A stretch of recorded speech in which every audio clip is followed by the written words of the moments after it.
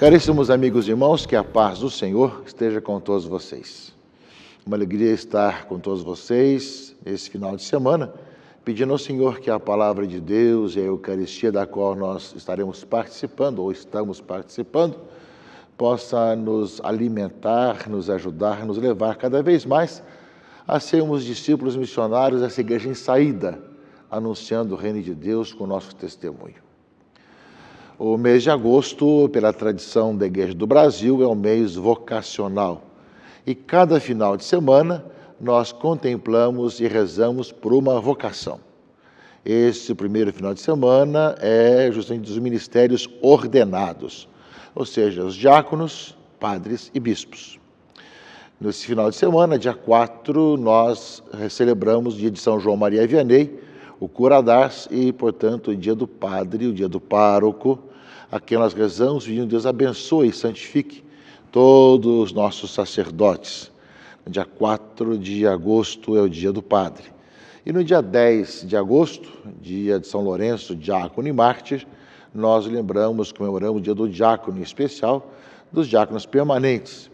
Portanto, nós iniciamos esse mês vocacional pedindo a Deus pelos ministérios ordenados e agradecendo a Deus por esses homens de Deus que se colocaram à disposição para servir ao povo de Deus com generosidade, com disponibilidade e alegria. Também, caríssimos irmãos e amigos, nesse início de agosto, todo o Brasil se movimenta para fazer valer a sua opinião com relação ao direito à vida. Sabemos que vários regionais da CNBB, o setor família da CNBB, várias dioceses, várias organizações de juristas, médicos católicos, pessoas de responsabilidade se pronunciaram acerca dessa ameaça do avanço da cultura da morte em nosso país.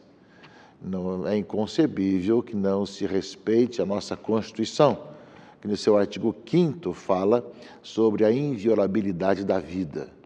E, ao mesmo tempo, sabemos dos direitos que têm as pessoas, também as mulheres, de poder serem bem tratadas, bem seguidas, tanto no seu pré-natal, durante a sua gravidez, para que tenham toda a dignidade também para o parto.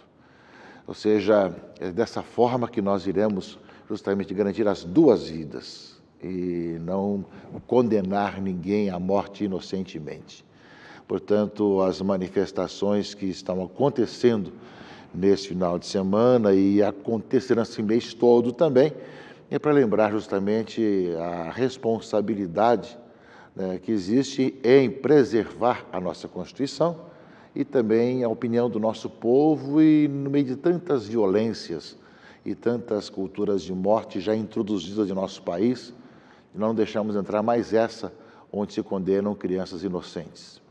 Portanto, que nós continuemos a discutir o assunto, a conversar sobre o assunto e colocar nossa opinião de pessoas que têm esse senso, né, da vida para nós construirmos a fraternidade e a paz.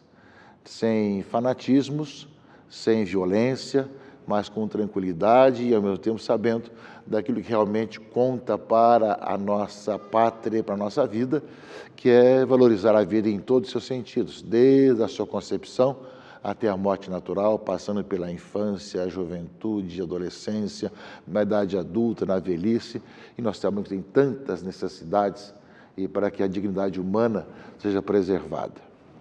Aliás, num tempo que se fala tanto da vida, do respeito à vida da natureza, a questão da ecologia, o respeito à vida dos animais, até dos ovos de tartaruga são respeitados, também da questão da vida dos animais, quantas questões de direitos. É inconcebível que nós não respeitemos o direito à vida das crianças por nascer, que justamente já tem ali tudo o que vai ser no futuro, que está sendo já desde já, enquanto a vida humana. Momento muito importante para a nossa vida e que nós, meus irmãos e irmãs, temos que gritar, falar e dizer a nossa opinião com toda clareza para que a vida seja respeitada e para que cada vez mais nós vislumbremos para o futuro do nosso país, um país onde se respeitem todos. E pelo fato de sermos pessoas que creem em Deus, isso não nos diminui, não nos faz cidadãos de segunda classe. nós temos opiniões também abalizadas que não são apenas religiosas, mas também científicas e de valor da vida que devem ser respeitadas também. Mas também a maioria do povo brasileiro também tem os valores cristãos e deve ser respeitado também, porque essa é a vontade do povo de Deus, do povo brasileiro, que assim se manifesta. E sabemos todas as forças econômicas, políticas, de comunicação e culturais que estão contra a vida. Mas nós sabemos, caríssimos irmãos e irmãs, que enquanto nós podemos e não fomos silenciados, nós somos chamados a defender a vida, o respeito à vida humana e a dignidade humana cada vez mais. Portanto, que nesses dias de início do mês de agosto, quando tantas manifestações aconteceram e estarão acontecendo, em que nós pedimos que realmente seja considerado esse respeito às pessoas e não se ouça, na maioria das pessoas que são contra a vida e até entidades internacionais para influenciar o nosso país, mas que seja o povo brasileiro a ser ouvido naquilo que é o senso comum do povo, que respeita a vida, que ama a vida. Que o Senhor nos ilumine nesse momento tão difícil da nossa pátria e, ao mesmo tempo, nos faça discernir em quem escolher para poder ajudar a pensar nisso para as próximas eleições também.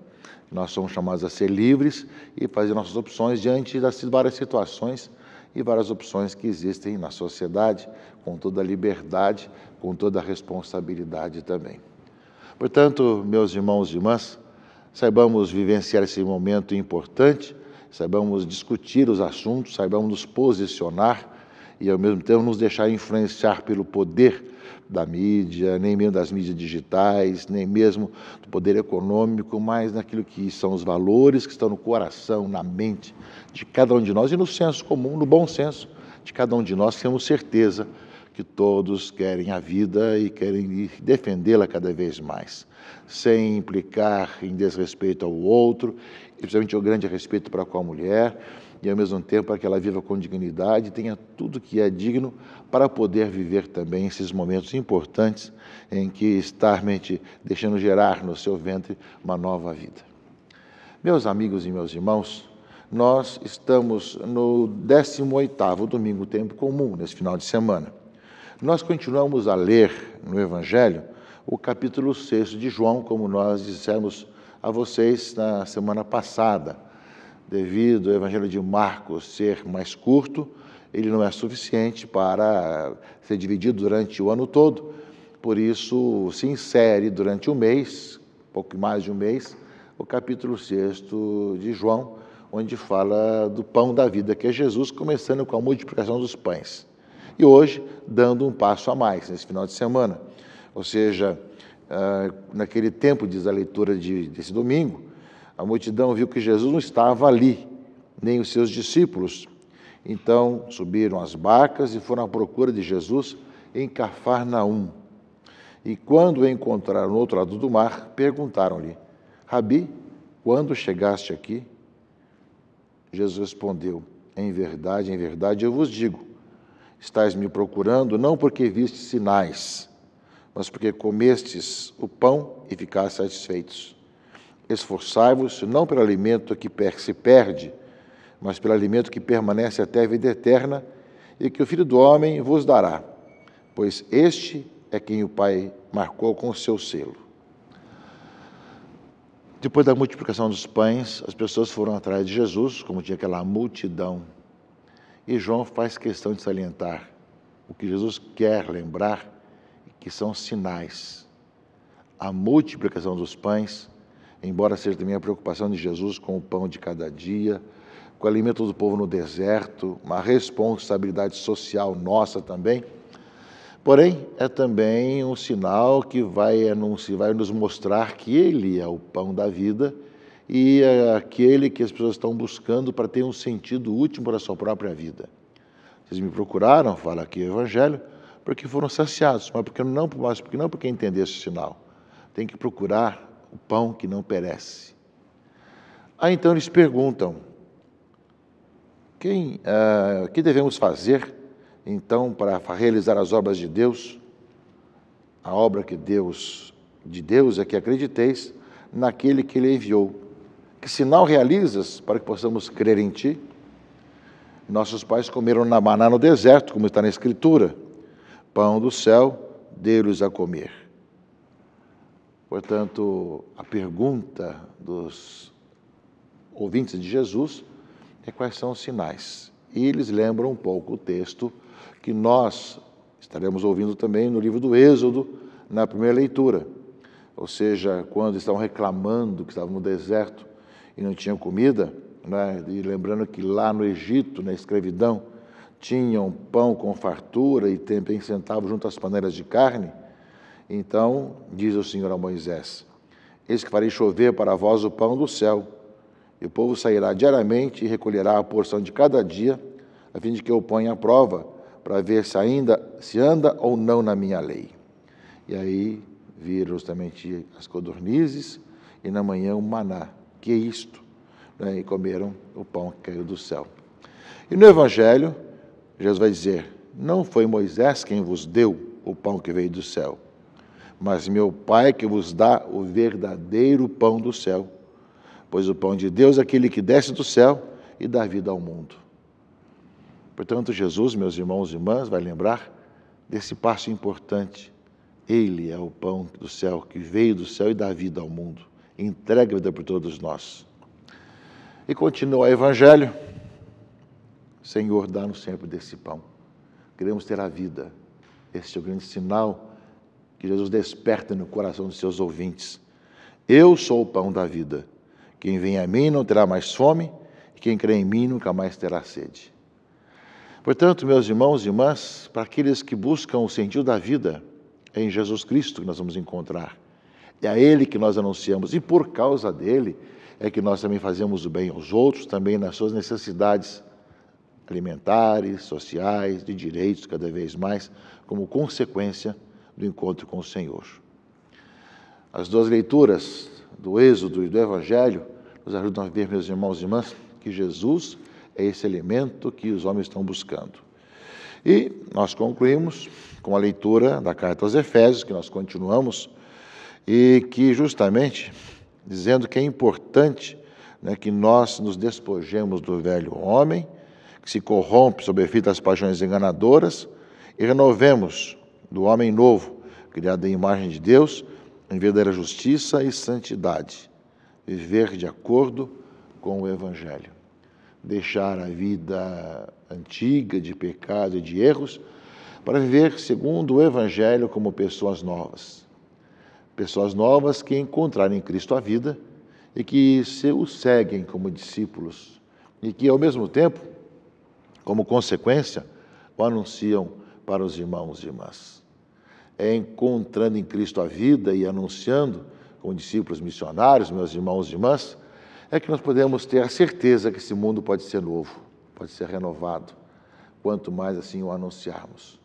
Que a palavra de Deus que nós estaremos ouvindo esse final de semana, na liturgia da palavra e a nossa participação na Eucaristia, nos torne cada vez mais aqueles que acolhem o Senhor, que o anunciam, como aquele que realmente é o pão que sacia a fome de vida eterna a todo ser humano e que, como consequência disso, aqueles que seguem a Jesus Cristo têm uma grande preocupação com o outro, com a pessoa que necessita e, de maneira especial, neste tempo, com a vida do outro.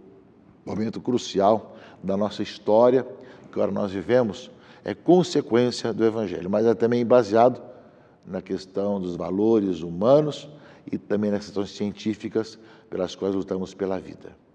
Que a palavra de Deus esse final de semana nos impulsione para continuarmos buscando o Senhor, anunciando e nos comprometendo com Ele, deixando de sermos o velho homem para sermos uma nova criatura, criado segundo Deus, vivendo segundo o Evangelho, colocando em prática a palavra de Deus e caminhando no Senhor, vivendo com alegria a nossa vocação e rezando em uma especial pelas vocações de especial consagração que celebramos, que vivemos nesse primeiro domingo do mês de agosto, o mês vocacional.